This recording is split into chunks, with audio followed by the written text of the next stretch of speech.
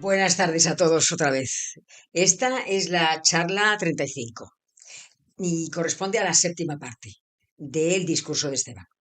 Ya queda muy poco. La semana que viene ya acabaré este discurso y empezaremos directamente la lapidación de Esteban. Pero bueno, recuerdo un poco lo que habíamos hablado la semana pasada y era el momento en el que Esteban, digamos, está defendiéndose frente a sus acusadores y en el Sanedrín.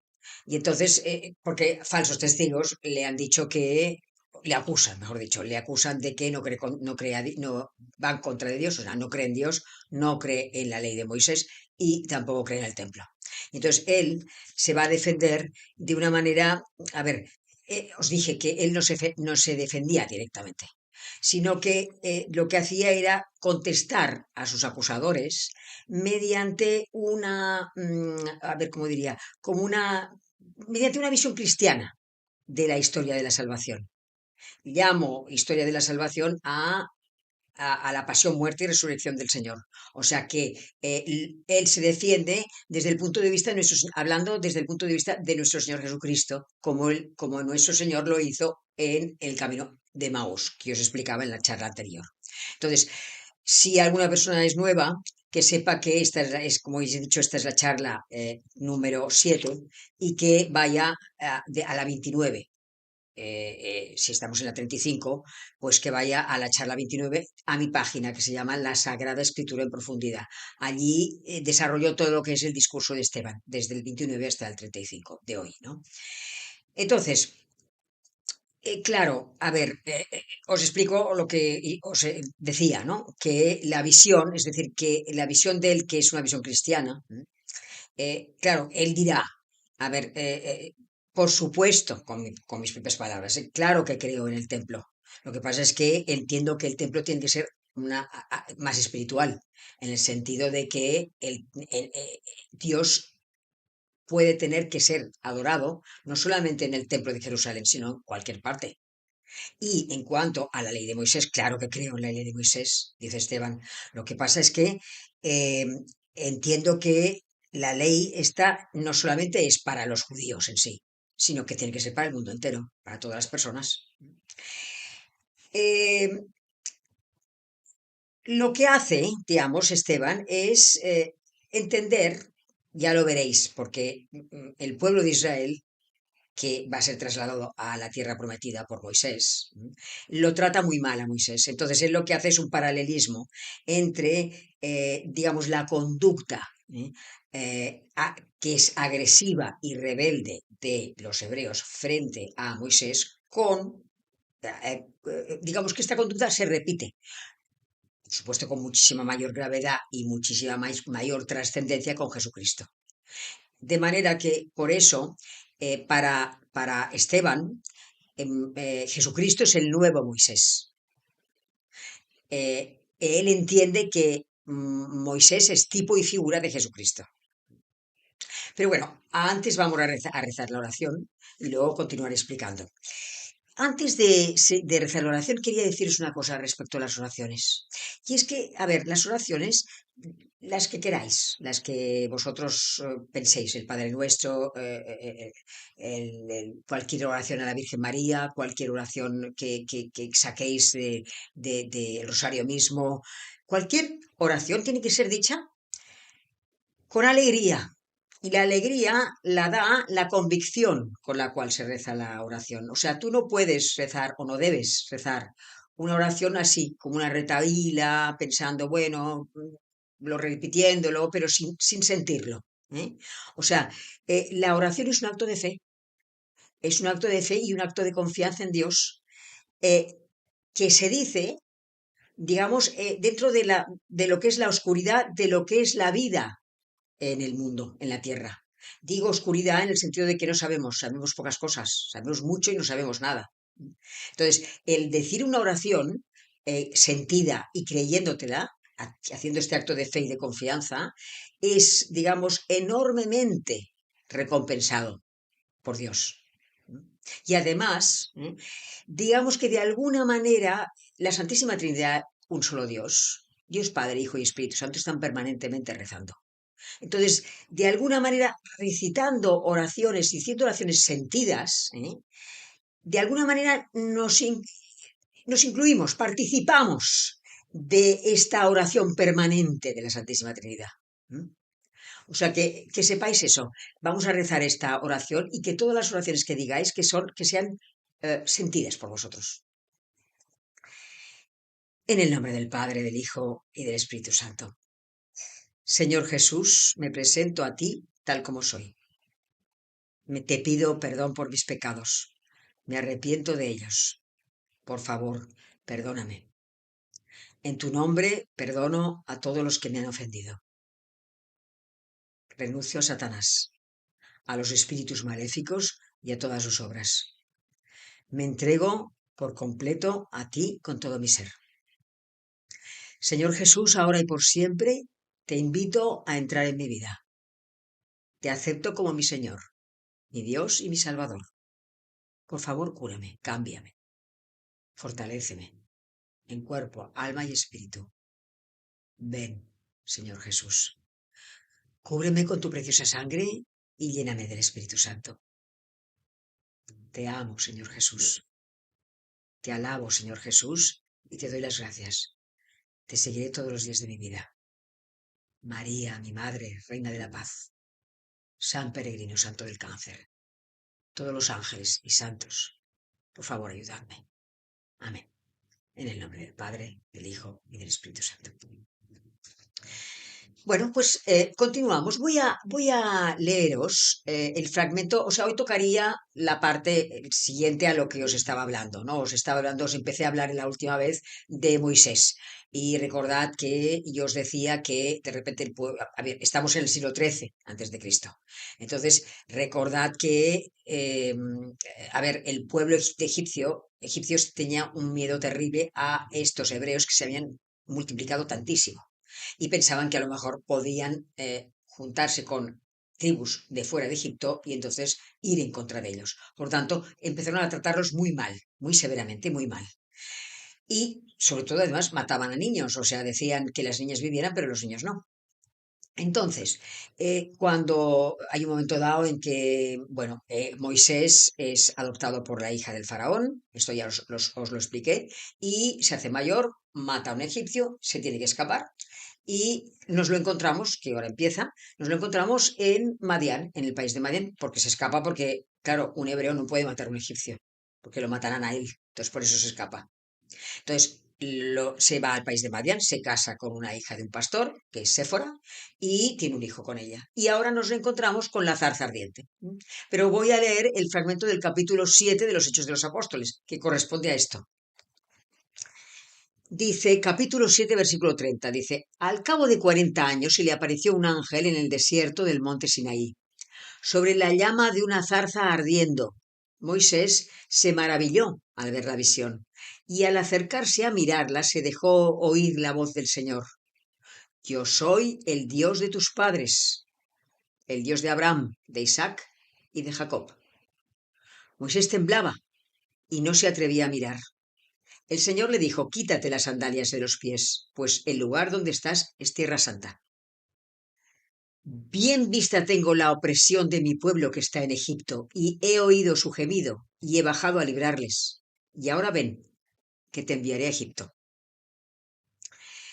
A este Moisés de quien renegaron diciéndole, ¿quién te ha nombrado jefe y juez? A este envió Dios como jefe y redentor, por mano del ángel que se le apareció en la zarza. Este lo sacó realizando prodigios y signos en la tierra de Egipto, en el Mar Rojo y en el desierto durante 40 años. Este es el Moisés que dijo a los israelitas, Dios os suscitará un profeta como yo de entre vuestros hermanos. Este es el fragmento que es desde, ya te os digo, desde capítulo 7 de los Hechos, del 30 hasta el 37. Entonces, os explico la zarza ardiendo. Estamos con Moisés, está él pastoreando, cuando de repente ve, o sea, él ve como una zarza que no se consume, que arde, pero que no se consume. Entonces se acerca para ver qué es ese fenómeno tan curioso que de una zarza que no se consume. Entonces, es parado por Dios que le dice, Moisés, Moisés, y se lo dice dos veces, le dice,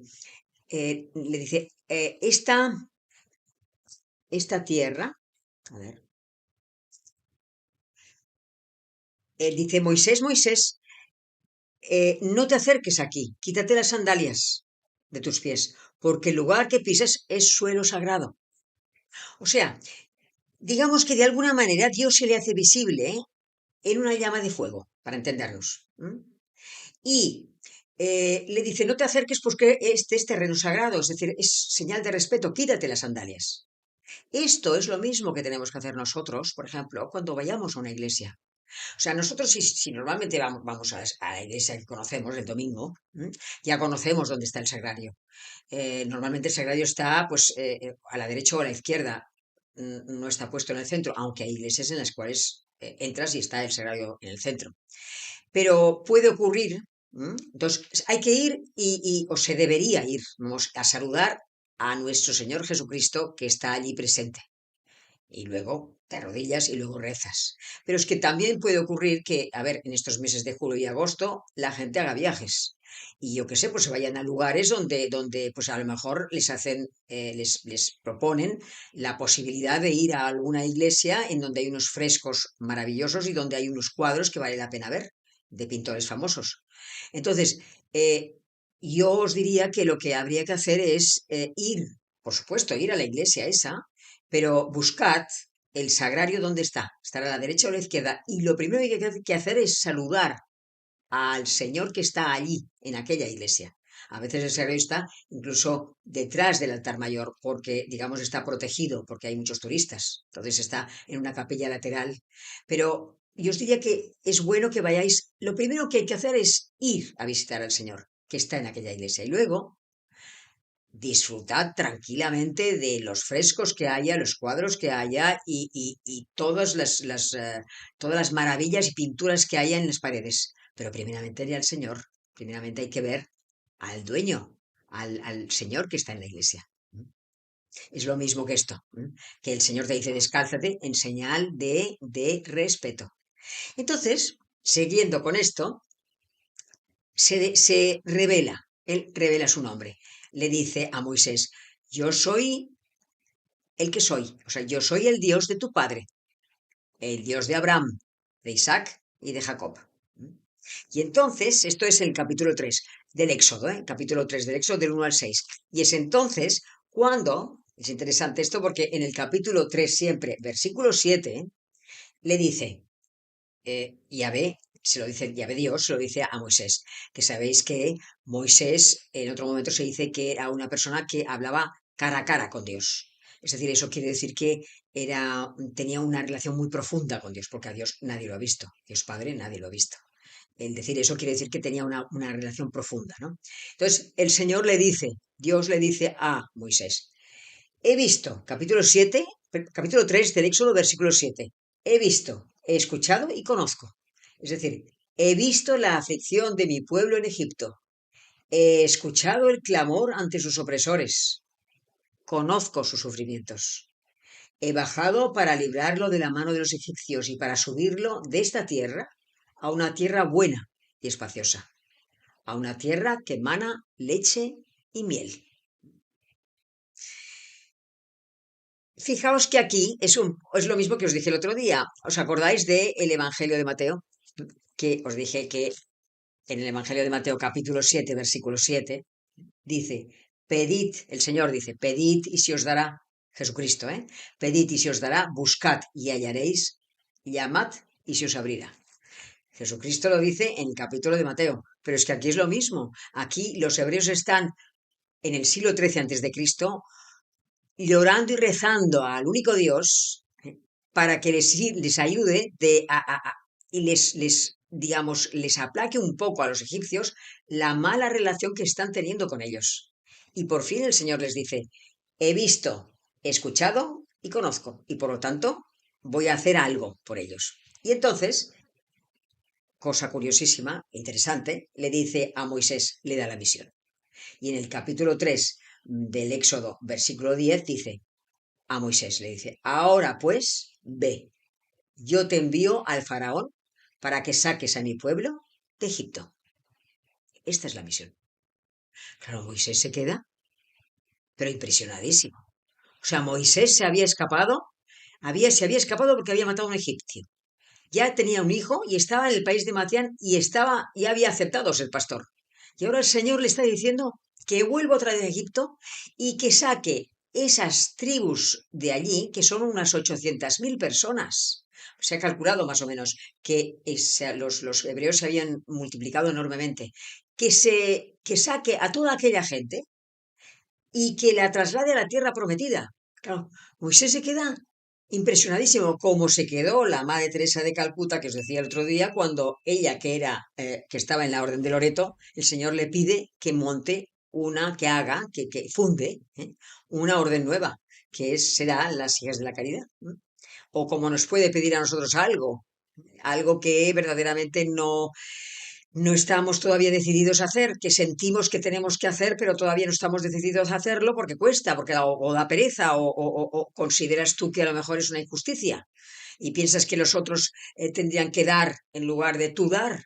Y el Señor te dice, no, en este momento tienes que dar tú, es tu momento, hay que dar. No esperes que los otros den, da tú primero. O sea que Moisés, al grito del Señor, le dice, lleva a todos a la tierra prometida, se excusa.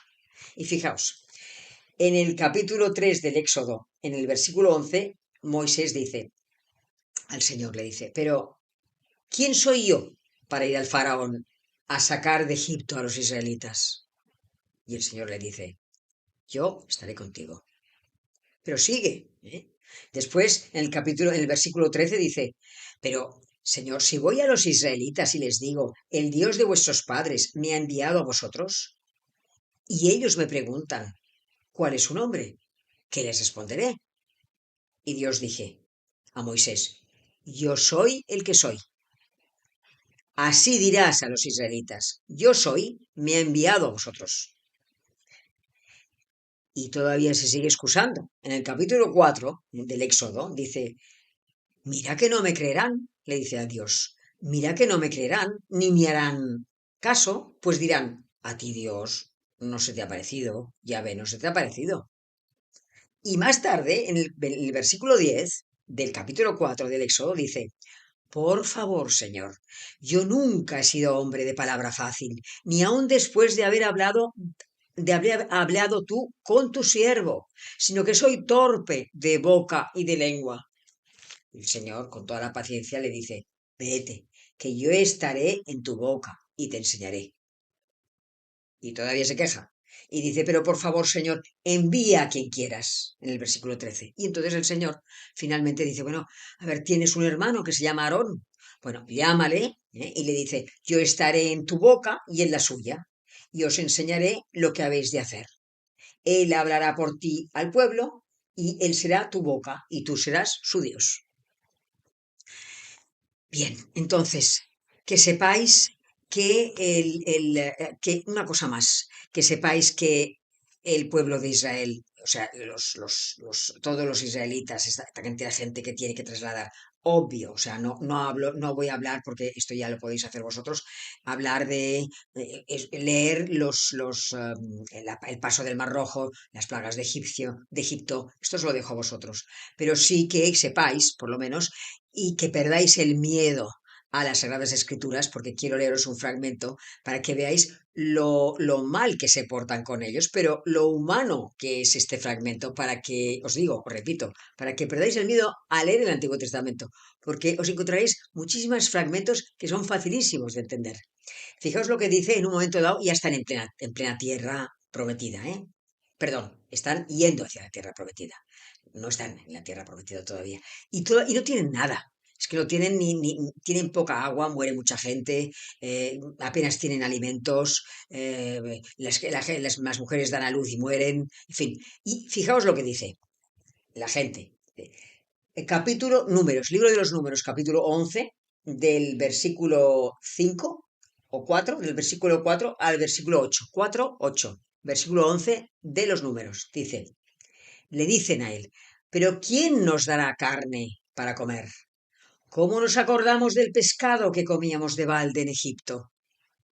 y de los pepinos, melones, puerros, cebollas y ajos. En cambio ahora nos encontramos débiles, no hay de nada. No comemos más que el maná. Entonces explica lo que es el maná. Dice, el maná era como una semilla de cilantro. Su aspecto era como el del bedelio. Digamos que el pueblo se dispersaba para recogerlo, lo molían en la muela, luego lo cocían en la olla y ahí hacían tortas con ello.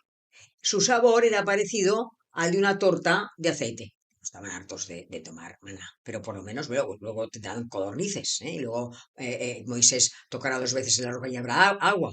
Pero bueno, para que sepáis que, y con esto acabaré la clase de hoy, que sepáis que los suyos no quieren obedecerle. O sea, digamos que ellos lo que quieren, a pesar de haber sido tan maltratados, es volver a Egipto, volver a la esclavitud y volver a la idolatría de Egipto, ¿eh? Porque luego veréis lo del becerro de oro. ¿Eh? Claro, eh, la idolatría, los becerros, las supersticiones que tenían, les entraban más por los sentidos, ¿eh? Que el culto que estaban siguiendo y que Moisés proponía, el culto que era invisible y trascendente, que es el nuestro. O sea, Dios es invisible y trascendente y nosotros lo seguimos. Claro, ellos les era más fácil para ellos y para mucha gente que no cree en Dios, es más fácil y más superficial creer o no creer en cosas del exterior, que no en algo profundo, no profundizar en las cosas. Bueno, pues lo dejamos aquí y seguiremos la próxima vez con el becerro de oro. Vamos a rezar a la Santísima Virgen. Dios te salve María, llena de gracia, el Señor está contigo. Bendita eres entre todas las mujeres, y bendito es el fruto de tu vientre, Jesús. Santa María, Madre de Dios, ruega por nosotros pecadores ahora y en la hora de nuestra muerte. Amén. En el nombre del Padre, del Hijo y del Espíritu Santo. Amén.